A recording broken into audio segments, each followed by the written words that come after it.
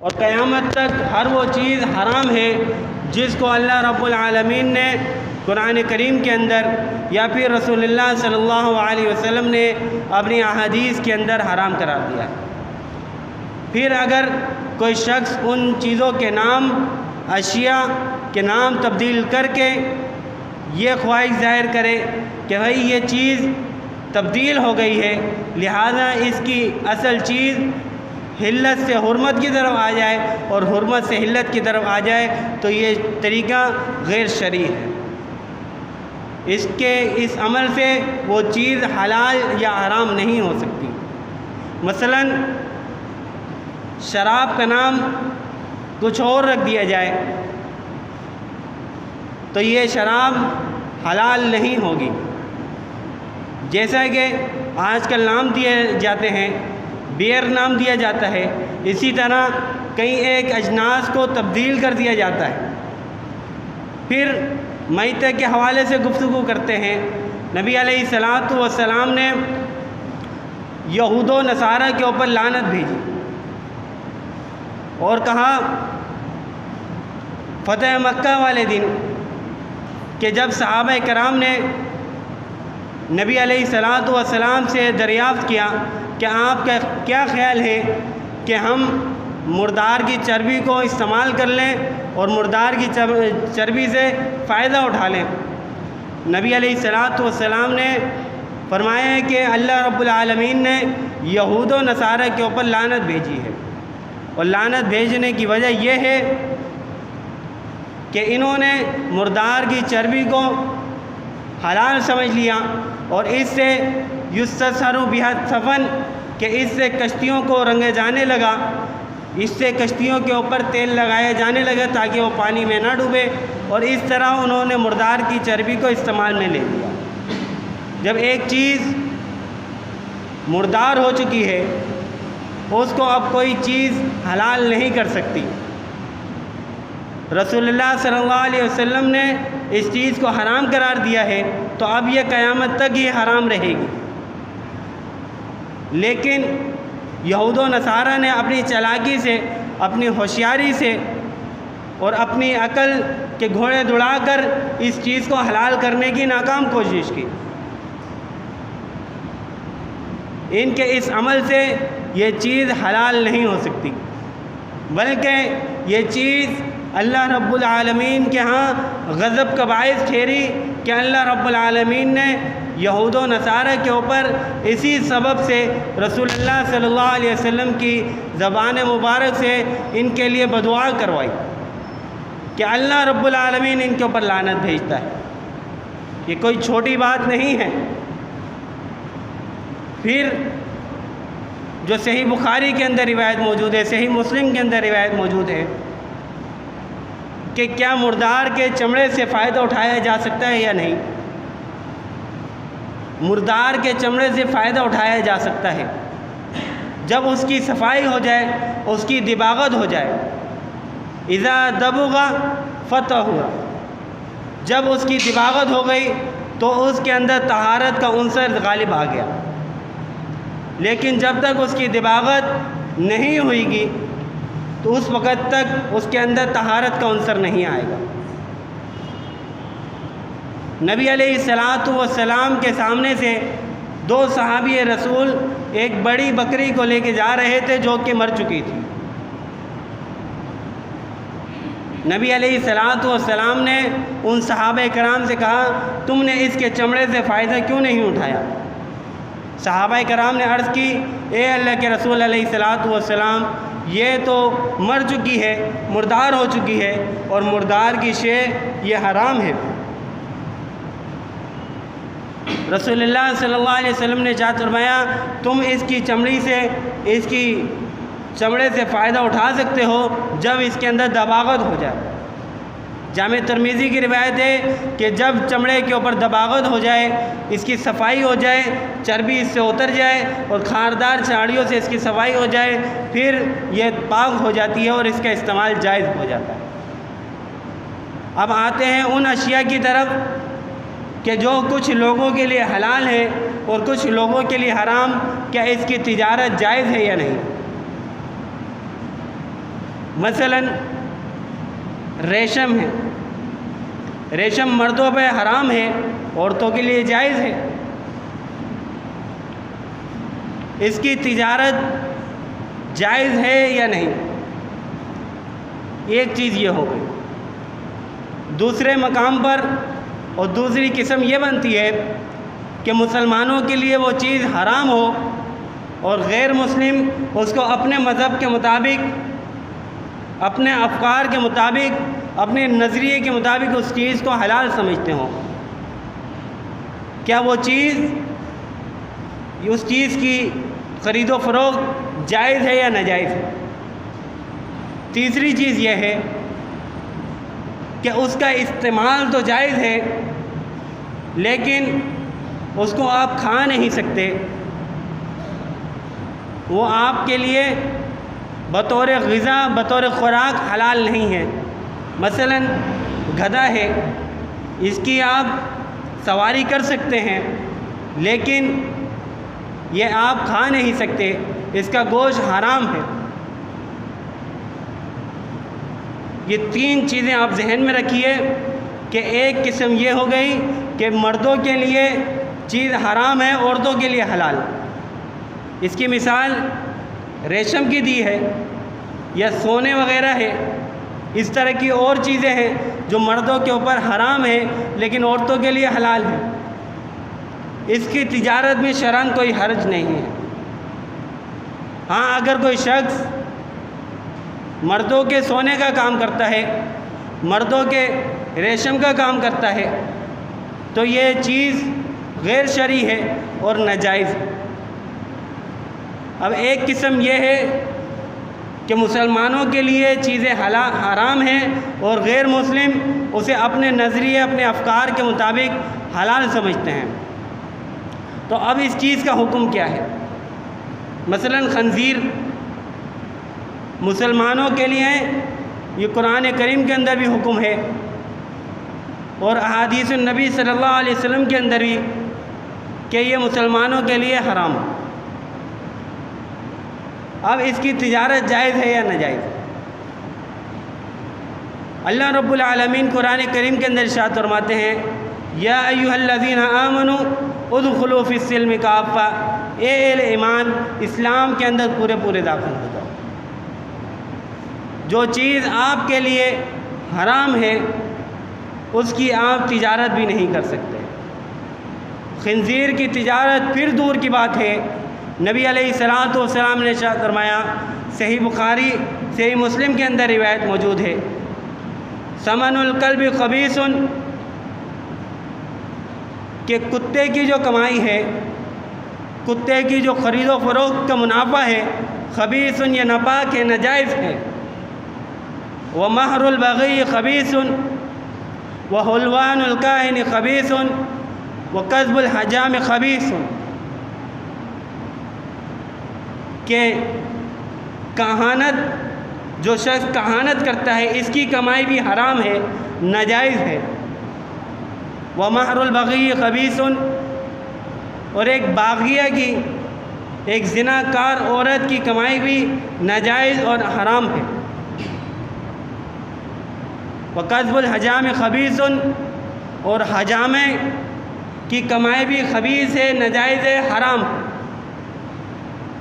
یہ چیزیں رسول اللہ صلی اللہ علیہ وسلم نے ارشاد فرمائی۔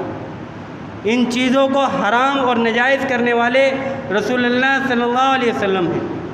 اب ہم اس کے اندر تلاش کریں کہ کسی طرح اس کے جائز ہونے کا، اس کے حلال ہونے کا راستہ آ جائے تو یہ اسلام میں پورے داخل نہیں ہے۔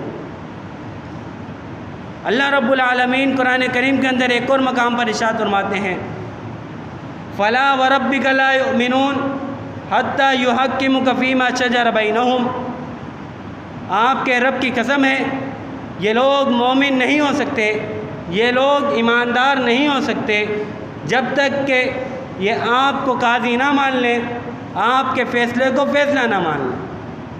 ان میں اختلاف ہو گیا، کسی چیز کا مسئلہ نہیں سمجھ میں آ رہا اور آپ نے کوئی فیصلہ کر دیا اور آپ کے فیصلے کو یہ فیصلہ نہیں مانتے، حتمی شکل نہیں دیتے، حرف پہ آخر تسلیم نہیں کرتے، فلا وربک لا یؤمنون، تو یہ مومن نہیں ہو سکتے۔ ایمان کے لیے شرط یہی ہے کہ رسول اللہ صلی اللہ علیہ وسلم کو قاضی مانا جائے، رسول اللہ صلی اللہ علیہ وسلم کے ہر فیصلے کو حرف آخر تسلیم کر لیا جائے۔ ایک چیز یہ ہو گئی۔ اب جن چیزوں سے ہمیں یہ شک لگتا ہے اور وہ چیزیں مشکوک ہیں اور قرآن اور حدیث کے اندر اس میں صراحتاً بات موجود نہیں ہے کہ اس کے اندر ہمیں جائز کی طرف جانا چاہیے یا ناجائز کی طرف جانا چاہیے، تو اس میں فیصلہ کیا ہے؟ نبی علیہ الصلوۃ والسلام نے ارشاد فرمایا، صحیح بخاری کی روایت ہے کہ اللہ رب العالمین نے حلال کو بھی واضح کر دیا، حرام کو بھی واضح کر دیا، اور اس کے درمیان مشتبہات ہیں۔ جو مشتبہات سے بچ گیا وہ حرام سے بچ گیا، اور جو مشتبہات کے اندر واقع ہو گیا وہ پھر حلال ہی کیوں نہ ہو، وہ حرام کے اندر واقع ہو گیا۔ اب دوسری چیز یہ ہے کہ مثلاً کچھ بیوع اس طرح کی ہیں کہ رسول اللہ صلی اللہ علیہ وسلم نے نام لے لے کر ان بیوع کو حرام اور ناجائز قرار دیا۔ مثلاً نبی علیہ الصلوۃ والسلام نے ارشاد فرمایا لا تناجشوا، کہ تم دھوکہ نہیں کرو بیوع کے اندر۔ اب ایک آدمی ہے، اس کی اصل چیز اور اصل جو صنف ہے وہ تو حلال کی ہے، لیکن وہ اس کاروبار کے اندر دھوکہ کرتا ہے، اس کے اس دھوکے کی وجہ سے وہ کاروبار اس کا حرام ہو جائے، وہ کمائی اس کی حرام کی طرف چلی گئی، کیونکہ رسول اللہ صلی اللہ علیہ وسلم نے ارشاد فرمایا لا تناجشوا، کہ تم دھوکہ نہیں کرو۔ پھر وہ چیز تو حلال کی ہے، لیکن ہم نے اس کو کسب جو کیا، اس سے جو کمایا وہ غیر شرعی طریقے سے، مثلا رسول اللہ صلی اللہ علیہ وسلم نے ارشاد فرمایا ولا یبیع الحاضر اللباد، کہ شہری شخص دیہاتی کے لیے خرید و فروخت نہ کرے، اس سے مال نہ خریدے، کیونکہ اگر وہ دیہاتی منڈی کے اندر آ گیا، وہاں پہ ریٹ کچھ اور ہونا ہے اور تم نے اس کو راستے میں ہی روک کے اس سے کم قیمت میں چیز لے لی، یہ بھی تناجش کی شکل میں آتا ہے، یہ بھی نجش کی اور دھوکے کی شکل میں آتا ہے۔ آپ یہ دیکھیں گے کہ رسول اللہ صلی اللہ علیہ وسلم نے جتنے بھی بیوع سے منع فرمایا، اس میں یا تو خریدنے والے کو نقصان ہے یا بیچنے والے کو نقصان ہے۔ جتنے بھی بیوع ہیں ان کا نچوڑ یہ ہے۔ مثلا رسول اللہ صلی اللہ علیہ وسلم نے ارشاد فرمایا ولا یبیع احدکم بیع اخیہ، کہ تم میں سے کوئی شخص جب بھائی ایک بے کر رہا ہو، اس کی بات چل رہی ہو، تو دوسرا شخص اس کے اندر نہ جائے جب تک کہ بات فائنل نہ ہو جائے۔ اس سے کیا ہوگا؟ یا تو وہ بیچنے والا قیمت زیادہ بڑھا لے گا، یا دوسرے شخص کی دل آزاری ہوگی اور وہ چیز چھوڑ کے چلا جائے گا۔ اب اس کے اندر اس سے مماثلت والی چیز جو نیلامی کی ہے وہ اس کے اندر داخل نہیں ہے، کیونکہ رسول اللہ صلی اللہ علیہ وسلم نے خود نیلامی کا کاروبار کیا، اور رسول اللہ صلی اللہ علیہ وسلم کے بارے میں آتا ہے، صحیح بخاری کی روایت ہے کہ نبی علیہ الصلوۃ والسلام نے ایک صحابی رسول کا پیالہ پکڑا اور کہا کہ مجھ سے یہ کون خریدے گا؟ ایک صحابی رسول کھڑے ہوئے اور نے کہا میں خریدوں گا۔ فرمایا کتنے کا؟ کہا 1 درہم کا۔ رسول اللہ صلی اللہ علیہ وسلم نے ارشاد فرمایا اس سے زیادہ مجھے کون دے گا؟ تو دوسرا شخص کھڑا ہوا اور کہنے لگا میں 2 درہم دوں گا۔ رسول اللہ صلی اللہ علیہ وسلم نے 2 درہم والے کو وہ چیز دے دی۔ یہ نیلامی کی ایک صورت ہے، آکشن کی ایک صورت ہے۔ اس میں چیز ناجائز نہیں ہے، حلال چیز ہے اور حلال طریقے سے بیچی جا رہی ہے، لیکن ایک چیز جائز ہے اور اس کو آپ ناجائز طریقے سے حاصل کر رہے ہیں تو وہ کاروبار بھی حرام ہو جاتا ہے۔ اب اسی طرح وہ اشیاء کہ جو بحیثیت اصل اصناف کے تو حلال ہیں، لیکن جب ان کے بارے میں رسول اللہ کا یا اللہ رب العالمین کا کوئی حکم آ جائے اور وہ چیزیں بنیادی طور پہ حرام نہیں ہوتی، ان کے لیے کچھ اصناف ہیں جو حرام ہو جاتے ہیں۔ مثلا ایک شخص حج پہ گیا ہے اور بیت اللہ کے اندر تجارت کر رہا ہے، یہ اس کے لیے حرام ہے۔ اب وہ تجارت چاہے وہ حلال چیز کی کر رہا ہو، لیکن یہ چیز حرام ہے۔ اسی طرح وہ دنیا کی کسی بھی مسجد کے اندر ہو، حلال چیز کی تجارت کر رہا ہو، لیکن رسول اللہ صلی اللہ علیہ وسلم نے اس کے اوپر بدعا بھیجی ہے، اسی لیے وہ کاروبار حرام ہے جو مسجد کے اندر کیا جائے۔ اسی لیے بعض مساجد کے اندر یہ ٹوپیاں، کھجوریں یا پھر مسواک یا شہد اندر کی طرف رکھا جاتا ہے، یہ غیر شرعی، کیونکہ رسول اللہ صلی اللہ علیہ وسلم نے اس کے بارے میں بدعا کی ہے کہ اللہ رب العالمین کبھی اس کے اندر خیر والا معاملہ نہ کرے۔ جب اس کے اندر خیر نہیں ہے، برکت نہیں ہے، پھر اس کے اندر حلت کی کیا چیز رہ جاتی؟ اور جبکہ اللہ رب العالمین قرآن کریم کے اندر ارشاد فرماتے ہیں وَأَحَلَّ اللَّهُ الْبَيْعَ وَحَرَّمَ الرِّبَا۔ پھر تیسری صورت اس کی یہ نکلتی ہے کہ ایک چیز ہے تو حلال، لیکن آپ نے اس کو ایک ایسی چیز کے ذریعے حاصل کیا کہ جو کہ غیر شرعی تھی۔ اس کی مثال یہ ہے کہ کوئی چیز آپ خریدنا چاہ رہے ہیں، آپ کو مارکیٹ ریٹ پہ مہنگی مل رہی ہے، لیکن آپ رشوت دے کے اس چیز کو حاصل کرتے ہیں مارکیٹ ریٹ سے کم پہ، تو وہ چیز بھی، وہ کاروبار بھی آپ کے لیے حرام ہے۔ رسول اللہ صلی اللہ علیہ وسلم کی حدیث ہے لعن رسول اللہ صلی اللہ علیہ وسلم الراشی والمرتشی۔ پھر دوسرے مقام پر ارشاد فرمایا الراشی والمرتشی کلاہما فی النار، کہ رشوت لینے والا، دینے والا جہنمی ہے۔ یہ کیسی تجارت ہے؟ ہم تجارت اس لیے کر رہے ہیں تاکہ ہم حلال روزی کر سکیں اور جنت کے قریب ہو سکیں، کیونکہ حلال روزی عین عبادت، جنت کے قریب ہونے کے بجائے ہم جہنم میں جا رہے ہیں۔ تو وہ چیز جو آپ کو جنت سے دور کر دے اور جہنم کے قریب کر دے، وہ کبھی بھی حلال نہیں ہو سکتی۔ یہ تین چیزیں آپ نے بنیادی طور پہ ذہن میں رکھنی ہیں کہ وہ چیزیں جن کے ذریعے آپ غیر شرعی طریقے سے حاصل کرتے ہیں، بلکہ سنن ابن بزار کی روایت ہے کہ نبی علیہ الصلوۃ والسلام نے رشوت لینے والے اور دینے والے کو سود کے موافق قرار دیا ہے، اور سود کا سب سے چھوٹا جو گناہ ہے وہ میں آپ کو پچھلے خطبہ جمعہ میں بتا چکا کہ بیت اللہ کے اندر اپنی سگی ماں سے 70 دفعہ زنا کرنے کے موافق ہے۔ یہ آپ دیکھیں۔ پھر دوسری چیز کیا ہے؟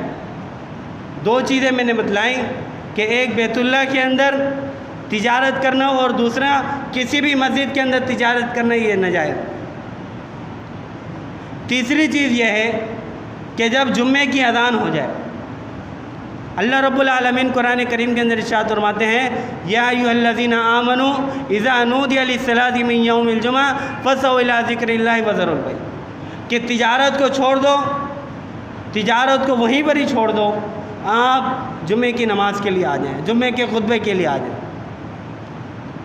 لیکن ایک شخص ہے وہ اذان کے بعد بھی لالچی ہے اور اس چیز کی تمنا رکھ رہا ہے کہ اس گھاک کو میں فارغ کر کے پھر نماز کے لیے چلا جاؤں، ابھی تو خطبہ ہو رہا ہے، تھوڑی دیر سے میں چلا جاؤں گا، تو اس کی وہ تجارت حرام کی تجارت، حلال نہیں ہے، کیونکہ اللہ رب العالمین ارشاد فرمارے وذروا البیع، تجارت کو ابھی اس وقت چھوڑ دو، کیونکہ اذان کے بعد یہ متفقہ طور پہ فیصلہ ہے کہ جمعے کی اذان کے بعد کسی بھی قسم کی کوئی تجارت جائز نہیں۔ لیکن ہم پھر بھی، دنیا کی ہرس نے ہمیں گمراہ کر کے رکھا ہے، غفلت میں ڈال کے رکھا ہے، الہاکم التکاثر حتی زرتم المقابر، ہم کثرت کے چکر میں ایک سے ڈبل ہمارے دو ہو جائیں، 2 سے 4 ہو جائیں۔ نبی علیہ الصلاۃ والسلام نے اس کی مثال کچھ یوں دی ہے کہ ابن آدم کی اگر 2 سونے کی وادیاں ہوں، اس کی تمنا ہوگی کہ 3 ہو جائیں، 3 ہو گئی تو اس کی خواہش ہوگی 4 ہو جائیں۔ لیکن یہ چیزیں آپ ذہن میں رکھیں کہ جن کی اصل چیز حرام کی ہو تو پھر اس کی عبادات کیسے قبول ہوں گی، اس کے معاملات کیسے درستگی کی طرف جائیں گے، اس کے بیوی بچے کس طرح اس کی فرمانبرداری کریں گے۔ جب ہم نے کھایا حرام کا ہے، جب پہنا حرام کا ہے، پھر ہماری عبادات کیوں کر قبول ہوں گی؟ چھوٹی سی بات کہہ کے اپنی بات کو مکمل کروں گا۔ کفار مکہ جو بیت اللہ کا طواف کرتے تھے برہنہ ہو کے، اس کی صرف ایک ہی وجہ تھی، وہ یہی تھی کہ ہماری تجارت حرام کی ہے، ہمارے کپڑے حرام کے ہیں، اسی لیے ہم برہنہ ہو کے بیت اللہ کا طواف کریں۔ لیکن ان کم عقلوں کو یہ معلوم نہیں تھا کہ جس کاروبار سے ان کا جسم پرورش پایا ہے وہ بھی تو حرام کا ہی ہے، وہ حلال کا تو نہیں ہے۔ پھر جسم کو بھی آپ باہر رکھ کر آئیں۔ لیکن اللہ رب العالمین نے توبہ کا دروازہ کھولا رکھا، جب تک موت نہ آئے یا قیامت نہ آئے، 2 چیزیں ہیں۔ توبہ کا دروازہ اس وقت تک کھلا ہے جب تک کہ انسان کا اجل نہ آ جائے اور جب تک قیامت نہ آئے۔ قیامت اور موت کا انسان کو کوئی پتہ نہیں، لہذا آج ہی توبہ کر لیجئے۔ اگر کوئی بھی ان ناجائز کاروبار کے اندر، ان ناجائز صورتحال کے اندر مبنی ہے اور اس کے اوپر لگا ہوا ہے، اس کے اوپر گامزن ہے، تو اس سے ہٹ جائے، اس کاروبار کو آج ہی چھوڑ دے، آج ہی اللہ حافظ کر دے، اور آج سے ہی اللہ رب العالمین کی بارگاہ میں توبہ کر لے۔ اور پھر توبہ بھی ایسی جو نصوحہ ہو، اس کے بعد پھر وہ کام نہ کرے۔ کوئی اگر شراب کا کام کرتا ہے وہ چھوڑ دے، زنا کا کام کرتا ہے وہ چھوڑ دے، مہر البغی کرتا ہے وہ چھوڑ دے، قذف الحجام کرتا ہے وہ چھوڑ دے، جتنی بھی ناجائز تجارتیں ہیں وہ چھوڑ دے، حلال تجارت کی طرف آ جائے، اور پھر اللہ رب العالمین اس میں برکت کیسی دیتا ہے۔ نبی علیہ الصلاۃ والسلام سے پوچھا گیا کہ کون سے عمل اللہ رب العالمین کے ہاں زیادہ اہمیت والا ہے، زیادہ اطیب ہے؟ نبی علیہ الصلاۃ والسلام نے ارشاد فرمایا عمل الرجل بیدی، کہ انسان کے جو اپنے ہاتھ سے کام کیا ہوا ہوتا ہے اس میں اللہ رب العالمین اطیب زیادہ پسند ہے۔ پھر اللہ رب العالمین کو جو چیز پسند ہو اللہ رب العالمین اس کے اندر پاکیزگی بھی دیتے ہیں اور برکت بھی دیتے ہیں۔ اللہ رب العالمین سے دعا ہے کہ جو کچھ سنا ہے اس پر عمل کرنے کی توفیق عطا فرمائے۔ آمین۔ وآخر دعوانا